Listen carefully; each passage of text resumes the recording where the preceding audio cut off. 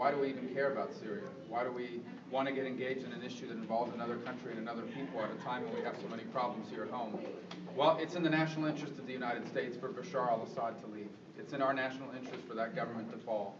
If you look at all of these horrible terrorist attacks that have been carried out against our allies, against the region, many against the United States, against our troops in the region, Syria and the government of Assad is right in the middle of it. And they basically are the organizing waypoint for many of the major terrorist plans and attacks that have been carried out against the United States and our people and our allies and our interests around the world.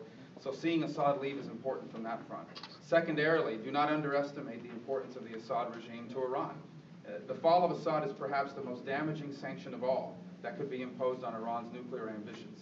And so it's in the interest of the United States that Assad should go. When the people of a country rise up to remove from power a person who is so anti-American and so pro-terrorism as Bashar al-Assad, we should try to support him to the extent possible within the limits of our national interest.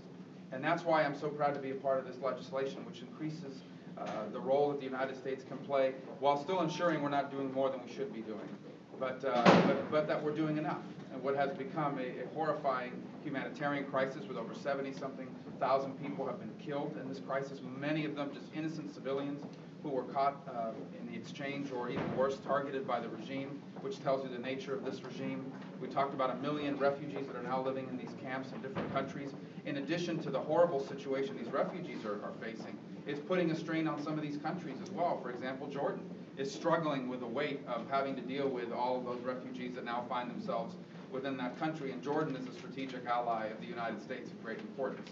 So that's why I'm happy to be a part of this bill. Two things that I'd like to add on. One is that this expands sanctions against the Central Bank of Syria and against designated individuals. And this isn't going to encourage the administration to sanction foreign financial institutions that knowingly do business with the Central Bank of Syria. This would be a devastating, perhaps final economic blow to the Assad regime, to its ability to continue to fund the murder of innocents and the targeting of innocents as we've seen. And it will also limit his ability to carry this war beyond the borders of Syria. We've already seen yesterday where jet airplanes targeted elements within Lebanon, meaning this now has spread into Lebanon for the first time. So I think this is extremely problematic, and this sanction, I think, will be a significant one in helping bring this about as quickly as possible.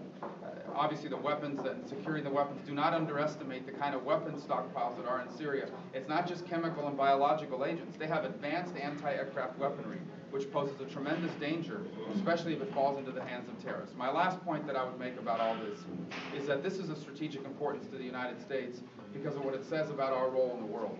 I think the United States has always stood on the side of human rights, should always continue to stand on the side of democracy, and I think this is an opportunity for us to continue to do this in an intelligent way that doesn't overextend us and continues to allow us to focus on those issues happening here at home and in other parts of the world.